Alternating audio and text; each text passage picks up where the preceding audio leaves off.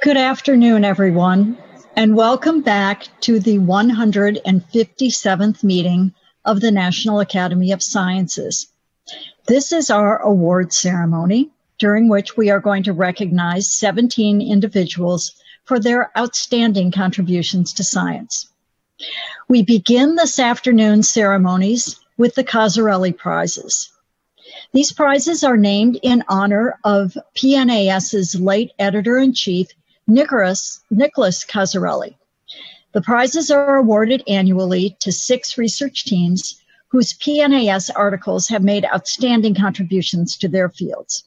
The papers represent the 6 Academy classes. In Class 1, the Physical and Mathematical Sciences, the paper is given, the award is given for the paper titled The End of Ice 1. Moberg and colleagues uncovered the minimum number of water molecules needed to form a stable ice crystal. The authors found that ice can exist in clusters of as few as 90 water molecules. This work illuminates how water behaves in biochemical as well as atmospheric processes. The second Cosarelli Prize is given for Class 2, Biological Sciences, for the paper Mosaic Origin of the Eukaryotic Kinetochore. Tromer and Van Hoof and colleagues retraced the origin of cellular structure called the kinetochore, which drives the separation of chromosomes when cells divide. This work charts the evolutionary history of a key player in cell division, a life-sustaining process in eukaryotes. Next, Class 3, Engineering and Applied Sciences. The Cosarelli Prize is given for the paper Mechanics Unlocks the Morphogenetic Puzzle of Interlocking Bivalved Shells.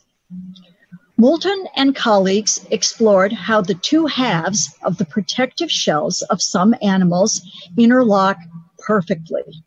Seamless interlocking, the authors report, is a result of mechanical instability arising from multiple physical interactions. The study also helps explain the rich diversity of natural forms seen in shells. For Class 4, the Biomedical Sciences, the award is given for the paper Widespread Soil Bacterium that Oxidizes Atmospheric Methanes. Tibet, Hessnes, and colleagues isolated a long, elusive, pure culture of a soil bacterium that oxidizes atmospheric methane, a major contributor to global warming. The authors report that this remarkable bacterial strain called methyl capsule gorgona, MgO8, can sustain itself solely on air. For Class 5, the Behavior and Social Sciences, the award is given for the paper Bioarchaeology of Neolithic Chathalhoyuk, which reveals fundamental transitions in health, mobility, and lifestyle in early farmers. Larson and colleagues investigated a Neolithic site in south-central Turkey to explore the human transition from foraging to farming.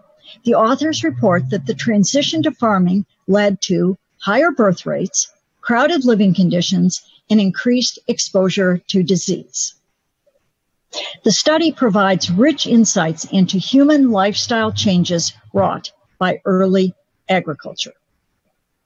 In Class 6, which is Applied Biological, Agricultural, and Environmental Sciences, the award is given for the paper Economics of the Disintegration of the Greenland Ice Sheet.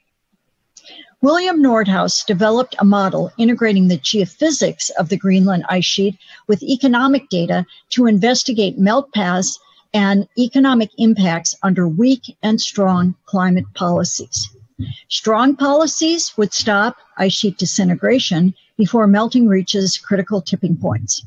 Adding damages from disintegration contributes less than 5% to the social cost of carbon because the slow melt rate puts damages into the distant future.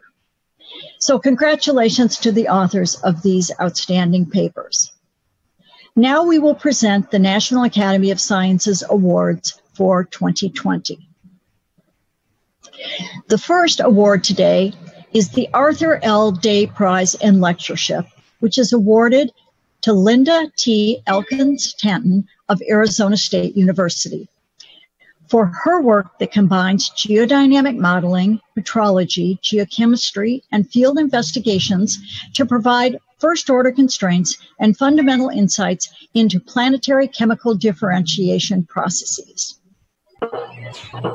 It's such a shock and a pleasure to be with you all today.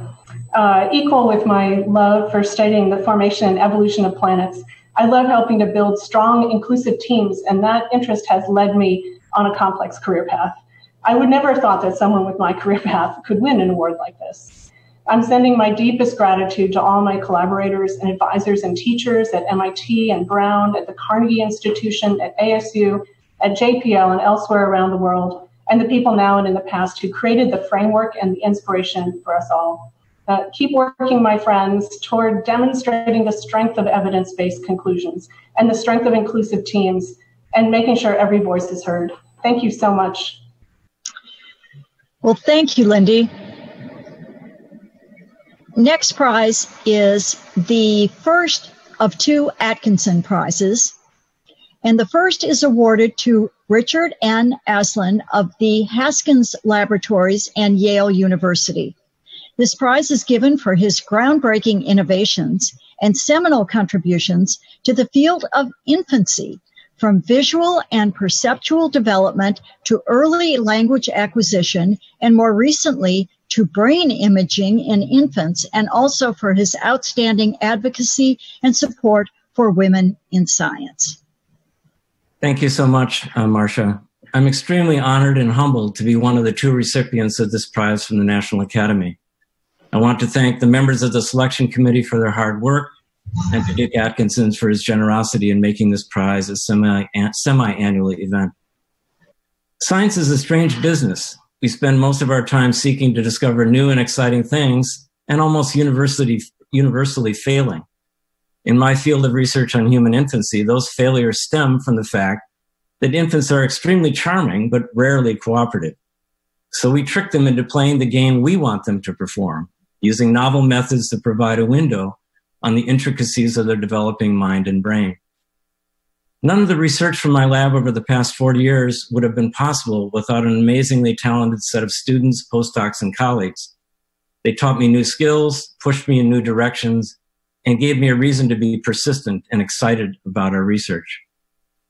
In gratitude, I want to thank three mentors who enticed me into this field: Hiram Fitzgerald, Phil Salapatic, and Herb Pick; to my primary collaborator, Alyssa Newport; to Haskins Labs and Yale University for giving me a home when I was suddenly without a job; to the support of my family, Pat, Chris, Tim, Rachel, Hannah, and Henry; and to a group of colleagues at my former institution who never wavered in seeking justice for our most precious and vulnerable resource, our students. You're the best. Thanks again, and stay safe, everyone.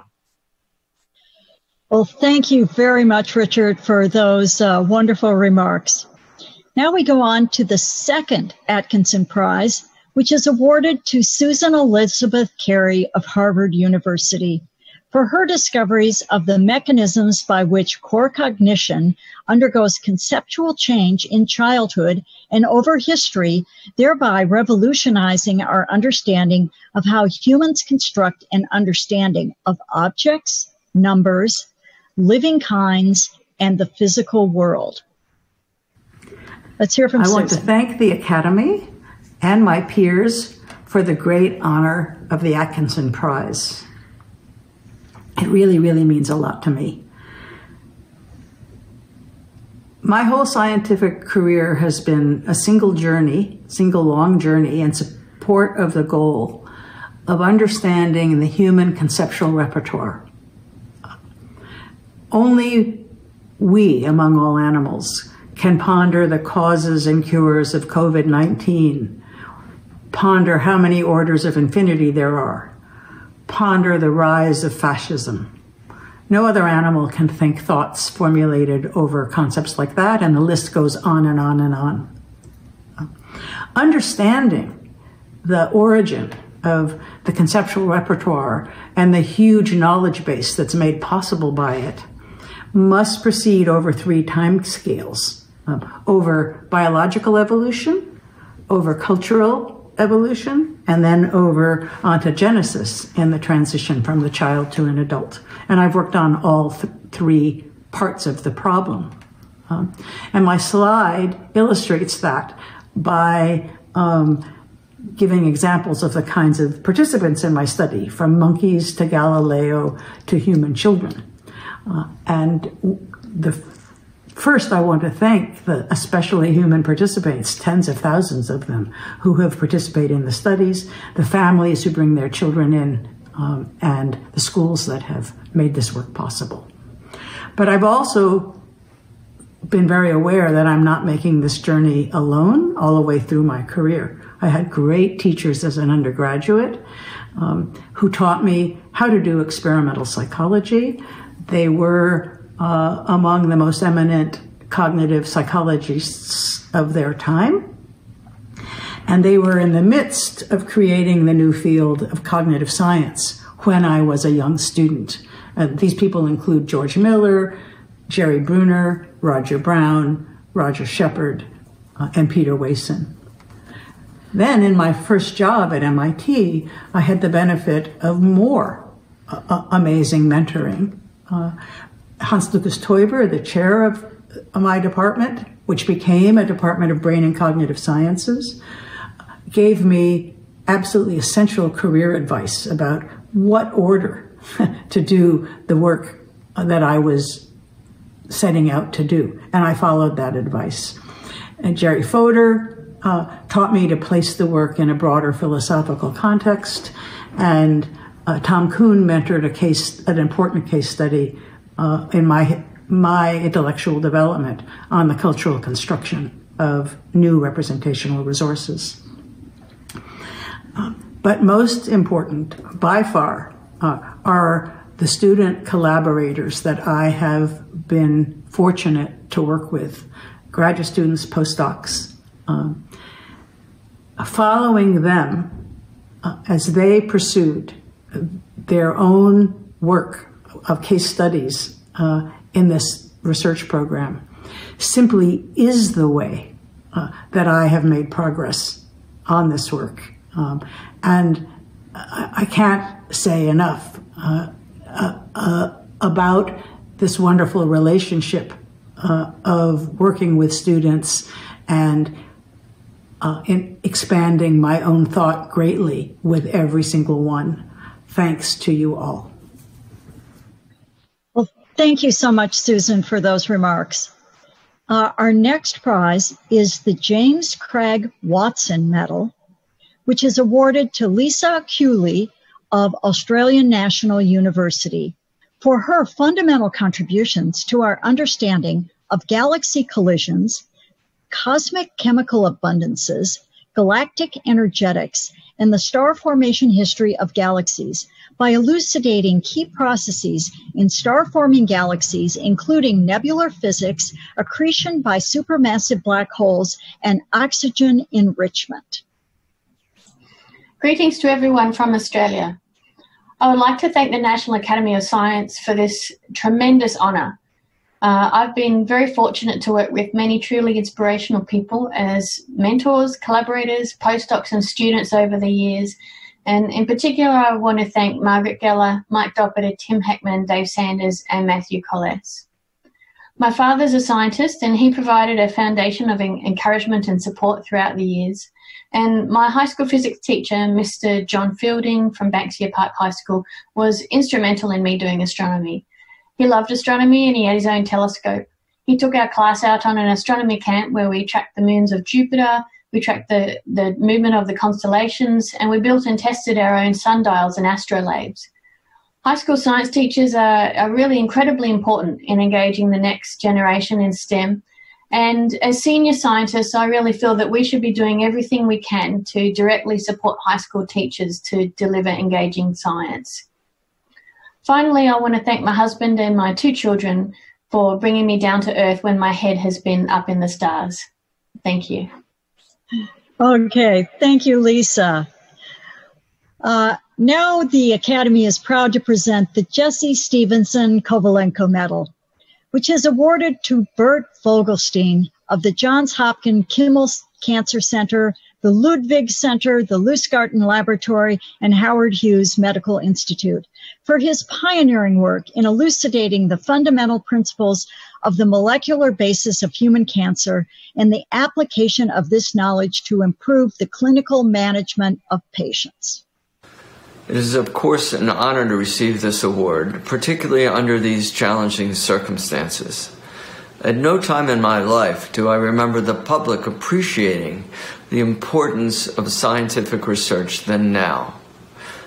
They understand that the only way to reduce future suffering and death from COVID-19 is through further research, and the same applies to cancer and other diseases. The public is also able to understand more the value of team science.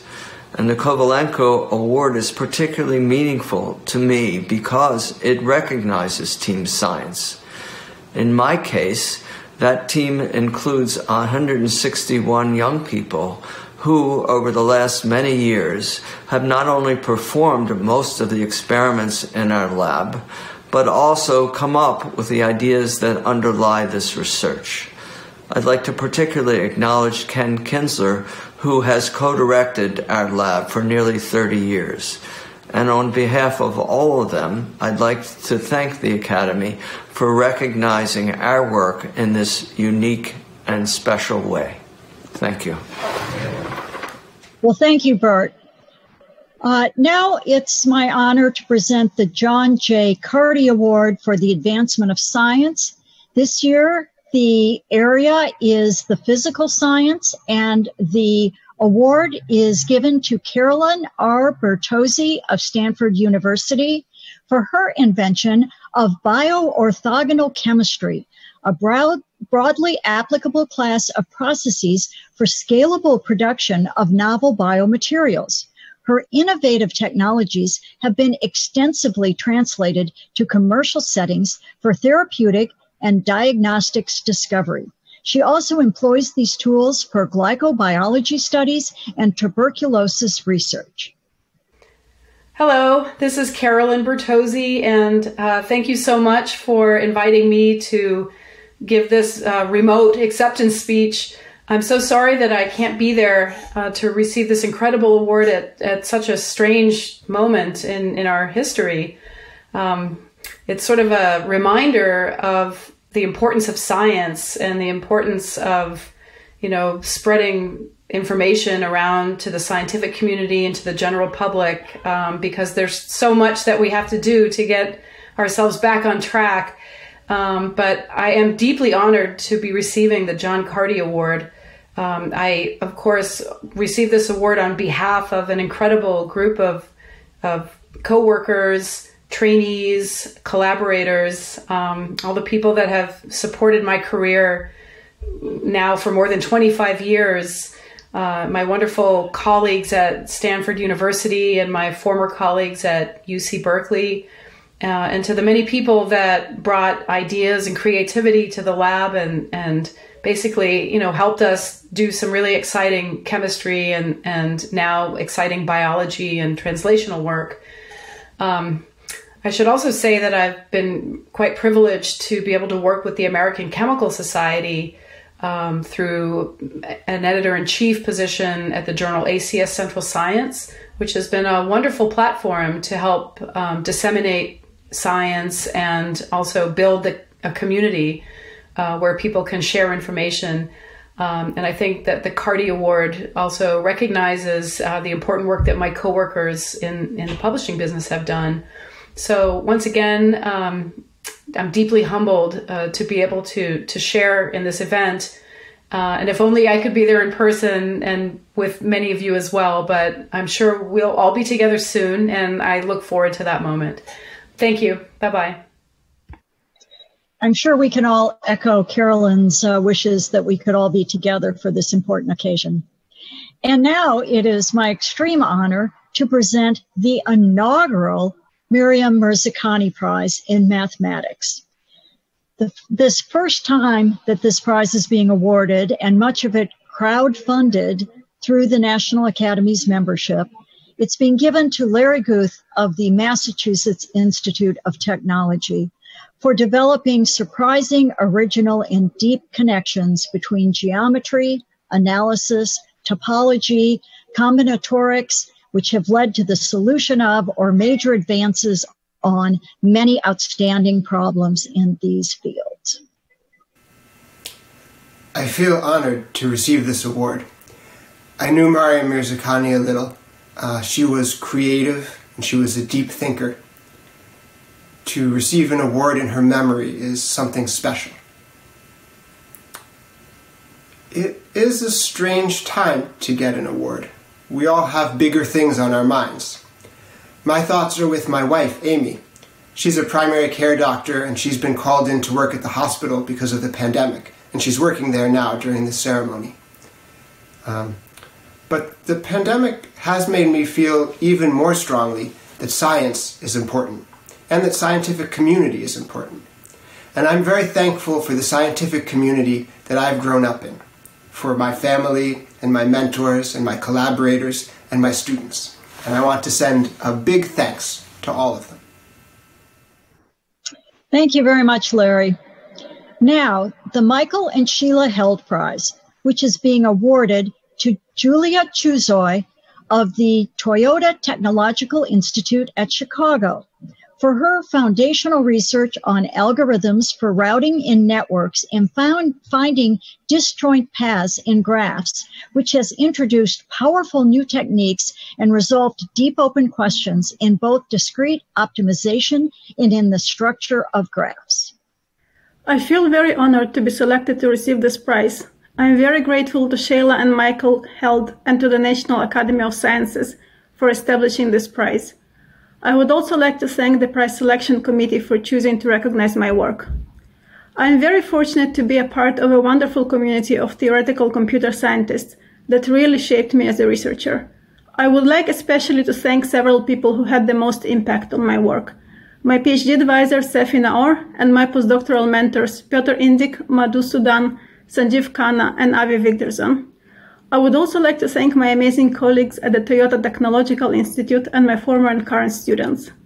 Last but not least, I would like to thank my family, my husband Leonid and my daughter Nika for always being there for me, my parents Elena and Grigory for their support, my grandmother Rita for being my biggest champion, and my late grandfather David for being my inspiration. Thank you all so much. Thank you very much, Julia. Next, we have the NAS Award for Scientific Reviewing. I think we all agree that we don't say thank you enough to great reviewers.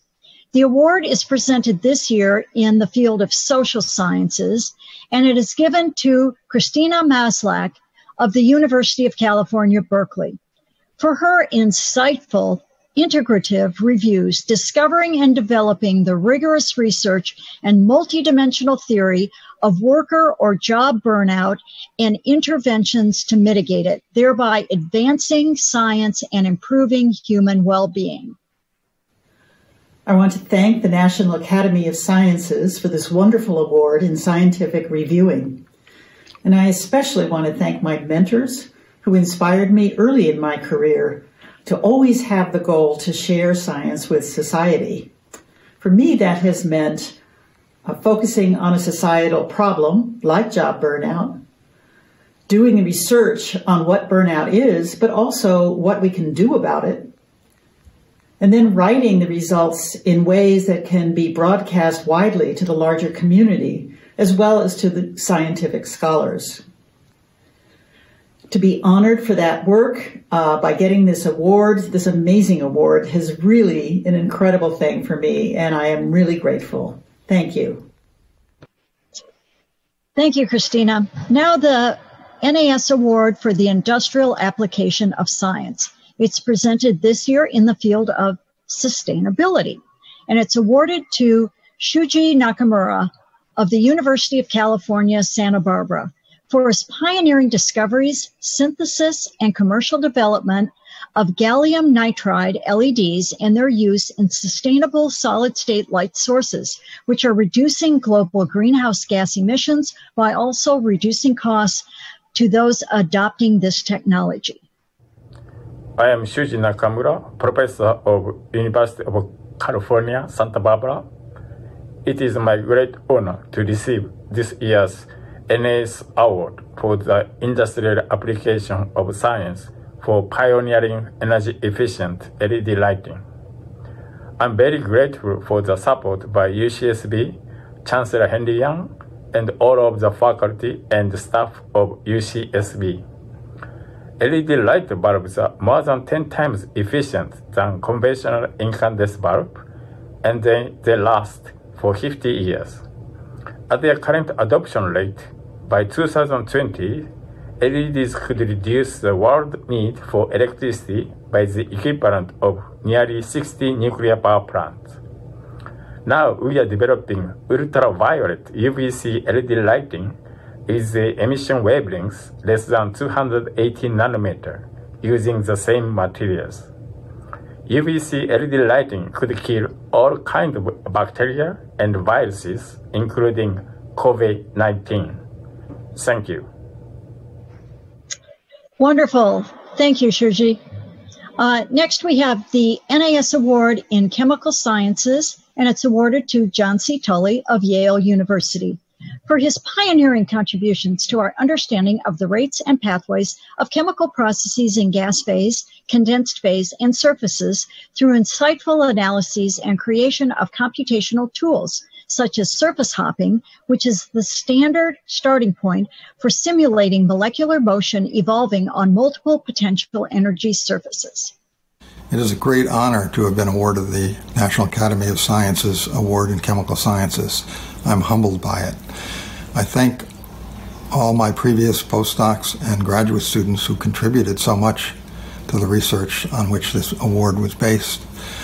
I also thank my wife, Mary, who supported me for 50 years. Regrettably, Mary passed away this week. I hope that the announcement of this award gave her a little bit of joy in her final months.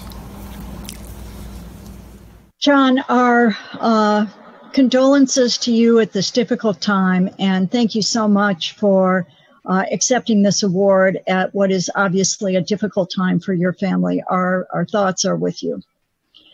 The next award is the NAS Award in Molecular Biology. This award goes to Hashim Murtadha Al-Hashimi of Duke University for revealing the dynamic nature of RNA and DNA conformation through innovative uses of NMR methods.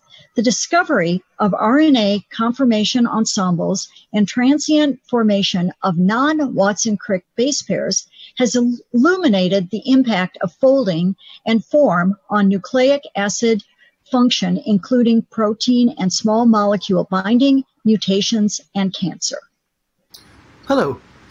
I would like to thank the Academy and the Selection Committee for giving me this great honor, which I share with an incredible group of talented students and postdoctoral fellows who have worked with me over the past several years. The field of molecular biology began with the discovery of the DNA double helix. This award recognizes work which revealed how the structures of DNA and RNA molecules change with time. These motions were revealed using a technique called NMR spectroscopy, which measures the nuclear magnetic properties of individual atoms in a molecule. I would like to thank many friends, collaborators, the broader NMR community, colleagues at Duke and the University of Michigan for their many contributions to our work. And I would also like to thank my family for all their love and support. Finally, as we celebrate science today, all of our thoughts are with the victims of the COVID-19 pandemic and the healthcare workers who are risking their lives so that we can live ours. Thank you. Thank you, Hashim, and thank you for your wonderful remarks.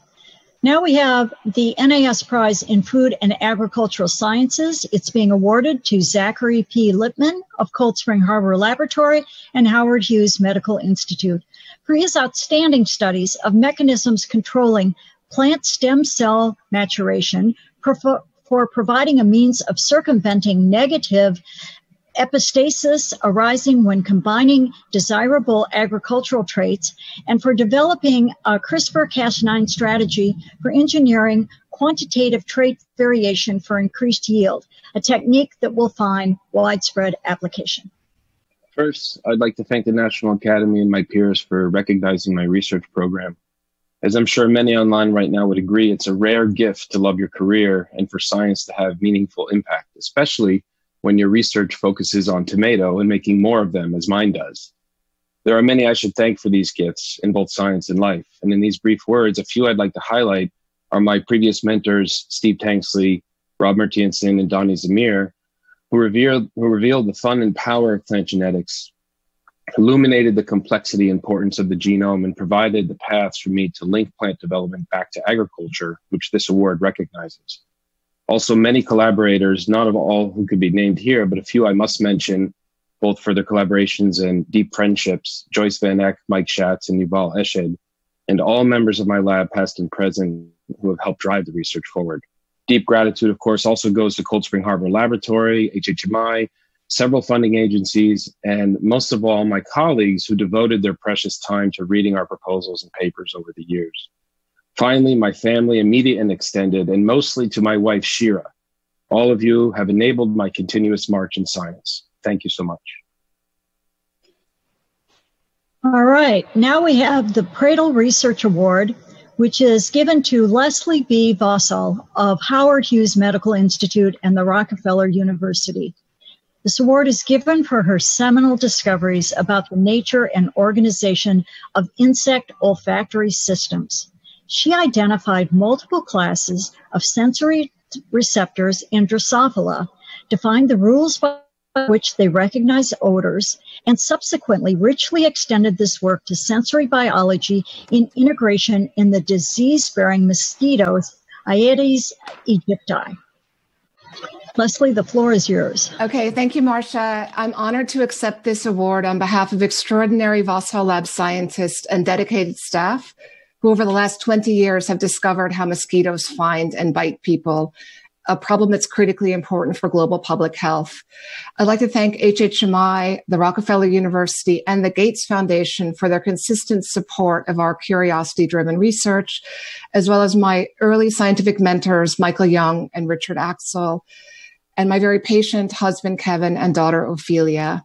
The Pradle Research Award is presented with $50,000 to be designated to a nonprofit institution of my choice to support neuroscience research. I will use these funds to establish the Women in Science Travel Fund, or WIST. WIST will provide flexible funding to support childcare for early career female scientists attending neuroscience meetings. Once neuroscience meetings restart after the pandemic, the high cost of childcare often interferes with the ability of young scientists to attend meetings, a problem that I myself faced early in my career. And WIST will address this problem. I'd like to give my deepest thanks to the Academy and to the Prize Committee for this honor. Thank you.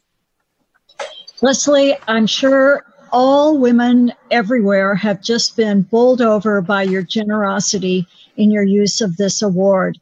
This will very much make a difference in the careers of young women, that they don't have to make a choice between going to a meeting and taking care of young children because of the financial impact. So thank you so much for your thoughtfulness and your generosity. Amazing. All right, next we have 2 Troland Research Awards. The first award is given to Michael C. Frank of Stanford University for his work revolutionizing our understanding of language acquisition by placing it in its social context. Through elegant experimentation, sophisticated corpus analysis, and state-of-the-art computational modeling, he has shown how the young learner's capabilities interact with input and context to drive language learning. I'm deeply honored to be the recipient of one of this year's Trollins Awards. The development of human language is such a fascinating problem. It's something I feel privileged to work on and something I see every day as I watch my kids, Jonah and Madeline. I've been very lucky throughout my career to have had mentors and colleagues at Stanford, at NYU, and at MIT who provided personal support and scientific critique, feedback, and direction. I've also had the privilege of working with a remarkable group of students and postdocs all over the world who've broadened my interests and horizons over the past decade. As humbling as today's ceremony is, I'm even more humbled by the ongoing challenge of making a lasting scientific contribution that improves our understanding of human language and human nature, a goal for the future. Thank you very much to the National Academies for this recognition, and thank you to my parents, Lucy and Peter, and to my family. Wonderful, Michael. Thank you. Okay, the second Trollin Research Award is given to Nim Tottenham of Columbia University for her innovative discoveries of critical windows of effective development during childhood and adolescence, their underlying neural basis at the circuit level, and their disruption following early life stress. I'd like to thank the National Academy for this great honor. I appreciate how lucky it is to have a research career. It's a great job. I'd like to thank my research mentors, B.J. Casey, Megan Gunner, and Chuck Nelson. I've been told that I trained with the developmental cognitive neuroscience trifecta, and I have. You've been models of scientific creativity, intellectual innovation, rigor, and a genuine love of discovery. Thank you for sharing your love of brain development and the importance of early experiences with me. For the uncountable opportunities you've given me, including those that I'm not even aware of, for encouraging my research questions and continuing to support me through all these years. Thank you to the many others who provided informal mentorship, including Bruce McEwen, who sadly we recently lost. To my collaborators, it's a luxury to be surrounded by such smart and inspiring colleagues. And thank you to the fierce and brilliant team of trainees that have worked with me throughout the years. And thanks to all the family research participants. Finally, my family, my mother who immigrated to this country with a single suitcase and yet made a wonderful life for us in the US. My husband, a brilliant actor who also studies the human condition but with a different microscope. Thanks for all the talks and papers you've given feedback on, raising our family together, and being a constant source of brightness and optimism. And of course, my two daughters, who, from the moments I first met you, have continued to fuel my curiosity and awe in human development. Many thanks to the Academy for giving me this nice moment to recognize the people contributing to the work. Wonderful, Nim. Thank you so much. Your mother sounds like she was an incredible inspiration to you. I would hope someday I could meet her. Anyway, on to our final medal for today, the 2020 National Academy of Sciences Public Welfare Medal. It's awarded to distinguished science and political communication scholar Kathleen Hall Jamieson. Dr. Jamieson is the Elizabeth Ware Packard Professor of Communication at the University of Pennsylvania's Annenberg School for Communication, the Walter and Lenore Director of the university's Annenberg Public Policy Center, and Program Director of the Annenberg Retreat at Sunnylands. Now, the Public Welfare Medal, which was established in 1914, is the highest honor of the National Academy of Sciences and is presented annually by the Council of the Academy in recognition of distinguished contributions in the application of science for public welfare.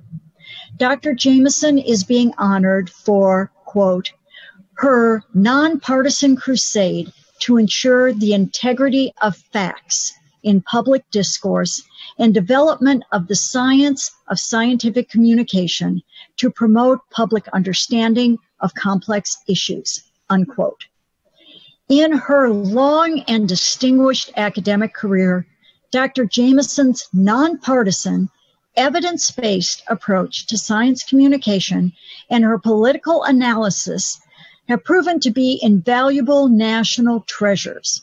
Her scholarship has been essential to elevating our public discourse and boosting the integrity of science communication. In addition to receiving numerous awards and honors, including 3 Lifetime Achievement Awards, She is a fellow of the American Academy of Arts and Sciences, the American Philosophical Society, the American Academy of Political and Social Science, and the International Communication Association. She's also a past president of the American Academy of Political and Social Science.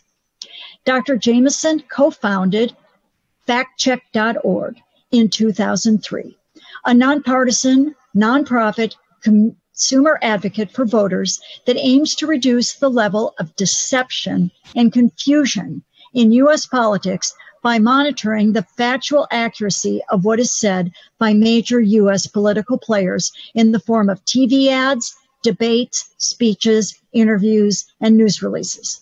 They have worked relentlessly to rebut inaccurate, misleading, and false claims made by politicians, regardless of party or ideology, while also seeking to correct misleading claims made by partisan organizations. In 2015, factcheck.org was expanded to include Psyche, which focuses exclusively on debunking false or misleading scientific claims, which we all know can lead to disaster when it involves human health and well-being. Dr. Jamieson has authored or co-authored 18 books and received 12 political science or communication book awards. Her most recent book, called Cyber War: How Russian Hackers and Trolls Helped Elect a President, received the Association of American Publishers 2019 R.R. Hawkins Award, its highest prize. Jamieson's other books include investigations of how money and media coverage influenced the 2008 U.S. presidential election and the effects of, quote, the double blind on women's lives and careers. The integrity of science relies on a respect for facts. The integrity of facts has relied, in no small measure, on Kathleen Hall Jamieson. We are thrilled to present her with our highest honor and our thanks. Thank Kathleen? you for this recognition of the importance of the science of science communication, and for an honor that I will cherish and will spend the rest of my career working to deserve. Today, I'd like to focus on communicating scientific knowledge precisely and preemptively in service of making two arguments. First, the scientific community is the custodian of the language of science, and in that capacity needs to ensure that the science as expressed in language actually does accurately convey the science. And that secondly, scientists need unimportant findings to ensure that there's a context of understanding built around them that we can deploy for policy debates, but also that can be used to displace deception when it occurs in those domains of inquiry. Let me start with language. When we hear the term Zika, we're really talking about a forest in Uganda. But for practical purposes, what we're trying to communicate is not forest in Uganda. We're trying to communicate, and this is the way I think we ought to label and conventionalize the language, a mosquito-borne sexually transmitted Zika virus. By saying mosquito-borne and sexually transmitted, we signal the modes of transmission and as a result, the modes of prevention. If you know it's mosquito-borne, you know how to stop mosquitoes from biting. Use insect repellent, wear shirts with long sleeves. We know how to minimize mosquitoes, get rid of standing water. We know how to prevent sexual transmission. And we also know that when we hear virus, we shouldn't ask our doctors for an antibiotic. We should support development of a vaccine. So capsulizing the science inside the language can convey very important information. Stanley Prusner realized that when he coined the term prion. And by doing it, he invited the question, well, what's a prion? Well, when you answer the question, what's a prion, you're able to explain that it's derived from proteinaceous and it's derived from infectious. And now you have an understanding of an important breakthrough in science because you're able now to be talking about those constituent elements. We also can ask an important question about immunity. When someone says, what is herd immunity? Well, first you've got to explain we're not a herd. We're not talking about cows, although it's certainly applicable to things that we describe as herds. But notice the difference when you ask, what is community immunity? When you ask what is community immunity, you're able to explain that communities such as my neighborhood or my child's school or my pediatrician's office might have much lower levels of vaccination. and hence lower levels of immunity, much higher likelihood of transmission, for example, of something like measles, than the geographic area as a whole into which they're situated. That question then, what is community immunity, helps unpack the science. We also have instances in which the language we've conventionalized invited inappropriate instead of appropriate action. When we said during the COVID epidemic that we should engage in social distancing, we didn't mean that you shouldn't engage in social contact. What we were trying to say was, we want you to engage in social contact. It's actually protective. But we want you to do it in a way that keeps a physical distance that is appropriate to minimize transmission of the COVID virus. So here, a conventionalized language actually not only got it wrong, its recommendation is inaccurate, inappropriate, and counterproductive. We should be saying physically distance and then specifying what that means. Inviting appropriate action is just one problem with language that isn't accurately capsulizing the science. When we conventionalize GMOs as our ways of talking about bioengineered phenomenon, what we did was inadvertently conflate a whole lot of procedures and got, as a result, use of language into practice that just didn't capture the relevant science. Cross-pollination, hybridization, mutagenesis are all forms of genetic modification, and none of them are at issue in the debate over so-called genetically modified organisms. And so when the federal government tried to harmonize different regulations across the states by legislating, it actually had to say, by GMO, we don't mean GMO. It then had to define what it meant by bioengineering. And if we had actually done what that movement was asking and labeled everything that was a genetically modified organism that was in the produce aisle, we would have been labeling a whole lot of things that were hybridized, for example. And we also would have had to label the consumer, because ancestrally, we as humans benefited from horizontal gene transfer. So imprecise specification becomes a problem when it enters policy debates and muddies discussions in ways that make it more difficult to understand what people are trying to do and why. We've got that problem in the field in which I work with the conventionalization of fake news, because we're not specifying the phenomenon of interest accurately. This is an imprecise specification. The object of interest isn't news, and news can't be fake. If journalism is journalism, if news is news, it engages in correction when error is pointed out. If it fails to do it, I won't call it journalism or news. That makes fake news an oxymoron. It also doesn't focus on what we're really trying to get at, which is deception. Here's my alternative to fake news. What should we be calling made-up stories instead? I'd like to call them viral deception, and I'd like to use the VD acronym because I'd like to associate it with venereal disease. Venereal disease. We don't want to get venereal disease. If you find someone who's got it, you want to quarantine them and cure them. You don't want to transmit it. And also, if you call it viral deception, you focus on the deception, which is what we're trying to get to. And it's virality. It's an ability to move through like-minded networks in ways that escape gatekeepers who are trying to provide corrective context through journalism. As you can see, I've been trying to put in place the alternative language with very, very limited success. So my first point is that we need to pay attention to the language that we're using to capsulize the science to ensure that it's doing everything it can to increase the likelihood that we are focusing on and the public understands our focus on the phenomenon at issue, and that we're inviting appropriate action and not inappropriately muddying a policy debate with imprecise specification. Let me turn to my second point. And here I'd like to say this is confessional. In 1988, what was at issue were programs called prison furlough programs, and I didn't follow my own advice and focus appropriately on contesting the language. Here's the content at issue. His revolving door prison policy gave weekend furloughs to first-degree murderers not eligible for parole. While out, many committed other crimes like kidnapping and rape. Dukakis not only opposes the death penalty, he allowed first-degree murderers to have weekend passes from prison. One was Willie Horton, who murdered a boy in a robbery, stabbing him 19 times. Now, here's what I did. I focused on NPR and Meet the Press and on the Washington Post, primarily on that figure 268, which appeared on the screen on that first ad, as the announcer said first-degree murderers not eligible for parole. That was just inaccurate. It wasn't 268 first-degree murderers not eligible for parole, and very, very few people who escape from furlough, quote-unquote escape, go on to commit violent crimes during the time that they're out. So I was focusing on the atypicality, and I was focusing on a specific instance of deception. I was too narrowly construing the facts, in other words, without putting them in context. And I wasn't following my own advice. What I should have done first was focus on the language.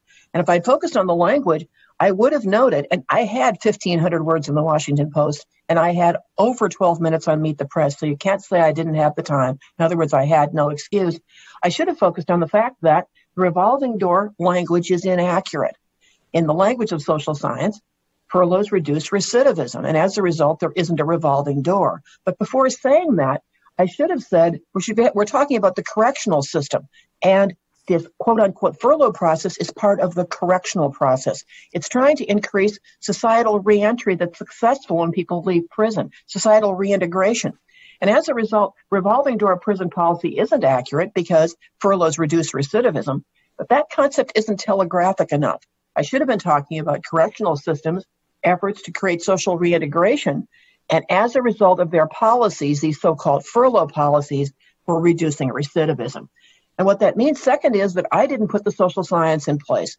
And because the social science had not been carefully specified in advance and was widely resonant in the policy community, there wasn't any way for me to easily draw on it. But the meta-analysis we did of how the correction process works when it's successful and when it isn't set up one principle, which is don't negate displace. Don't simply say this is wrong. In fact, when possible, don't simply say this is wrong, but rather displace it with an accurate understanding. Well, you can displace it much more readily if the accurate understanding is already there. And the likelihood, if the accurate understanding is there, that people will accept the deception to begin with goes down. So when that meta-analysis said, don't rebut displace, I would add to that conclusion based on my reading of our experience in fact-checking, preempt by putting in place accurate understanding of the science before the deception occurs, and then use it to displace the deception. And I've tried to illustrate how we might have done that in a furlough case. And we might have done it by saying it reduces reincarceration. Here are the statistics from Massachusetts. Here are the statistics from the federal level. And as a result, I might have been able to put the fact, and this is my third failure, that the Horton narrative was atypical into a broader context by drawing on another piece of social science. We know that evocative instances that are dramatic and visual are likely to be overgeneralized because they're more cognitively accessible. Availability heuristic. I didn't use that social science to explain why that one instance, which by the way had deceptions attached to it, but let's not go into that now, was likely to be overgeneralized, and these ads were trying to push that overgeneralization. Furloughs very rarely led to people coming back outside the time limit set by the furlough. And of those, there's very, very rarely a violent crime committed. So I did not effectively make the case, nor did the pundit community, the press community, or the academic community confronted with this instance. And here's why it's problematic. And I'm not speaking now about who was elected or defeated. The number of furloughs across the systems as a whole in the United States decreased as governors realized that they might be susceptible to the same kind of atypical instance attacks from their own systems. And we know that the furlough narrative played a role, because here's the head of the Department of Corrections in Texas saying that the Horton narrative did just that. If we put our social science preemptively in place, explaining the reentry success that we have as a result, the lower rates of reincarceration, as a result of these programs, we might have been able to knock down this effect, and we might have had, as a result, this important program better protected by our social science. So having looked at that failure of mine, let me turn to a case in which I think the academic community has succeeded. Here are the facts being contextualized. The African-American community is experiencing higher rates of infection, diagnosis, hospitalization, and death from COVID. This is a national tragedy. But notice these facts seen in isolation don't explain the causes. Here's the social science that explains a cause. And here's the language. It's called social determinants of health. I'd change it a little to say socioeconomic determinants of health, but nonetheless, our colleagues who worked in this area, and with a lot of help from the Robert Wood Johnson Foundation, have increased the likelihood that policymakers see those facts through the perspective, the way of knowing, created by the literature on social determinants of health. Here's Governor Grisham of New Mexico demonstrating that for her, social determinants of health is top of mind. and can be deployed to make sense of the facts that are showing worrisome health disparities. We know that the social determinants of health, poverty, lack of access to adequate shelter, food, health care, is an aspect that makes this virus and our efforts to combat it and provide productive treatment incredibly challenging. Accessible language coupled with production of scientific insight before it was needed in this moment has yielded that instance in which a governor could make sense of facts in an important way that point to causes, and those causes make it possible to ask what are possible remedies. In sum, it's important that scientists choose our language carefully, choose it in ways that capsulize the science. When action is appropriate, invite the needed action, clarify the public debate, and ensure that contexts of understanding are created that make it possible for the policy community to act on our knowledge because that knowledge was already there and accessible. And in the process, because those contexts of understanding have preemptively been created, to address deceptions when they occur in those areas of inquiry by displacing them with those kinds of insights, with that context of understanding. When Abraham Lincoln charged the National Academy of Sciences with providing independent, objective advice, I think that wordsmith also meant that he expected the nation was going to take that advice. And we have many instances demonstrated by these documents in which that advice not only has proved important, it has proved able to be marshaled in these troubling times. But we can also look back on NASAM reports and ask, are there instances in which the information that was provided, the insights that were offered, did not yield the kind of needed action? And here's one such statement. And we look back at those moments. I think we as a communications community, communication scholars should ask, was there anything else that we could have done to increase the likelihood that the good advice was taken by the nation's leaders? But there are lots of instances now, day by day, in the rapid response by the National Academy of Sciences and Engineering and Medicine that suggests that the advice is not only forthcoming, it's forthcoming in a rapid fashion, and it's being adopted. Here are just two instances. And as we look at these instances, I think we ought to thank those rapid response teams and thank all of those across the scientific community whose important work made accessible through apt choices of language has created insights deployable by our policymakers and available to displace deception when it is offered by those for ideologically convenient ends. Thank you for the opportunity to speak with you. Thank you for this honor.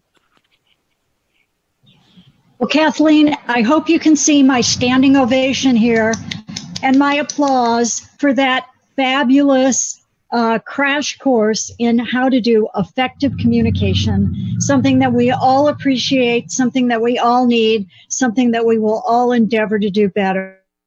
You are a most worthy recipient of the Academy's highest honor, and I thank you very much for all you do.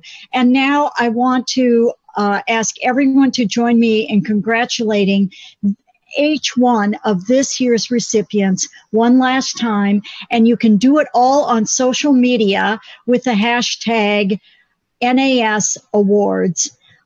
Because it's a great group of people. I feel bad that we weren't all there to congratulate them in person, but I hope you will all congratulate them through Twitter online. So thank you all very much for joining us today, and thank you to all these great award recipients. You make us all proud. Thank you.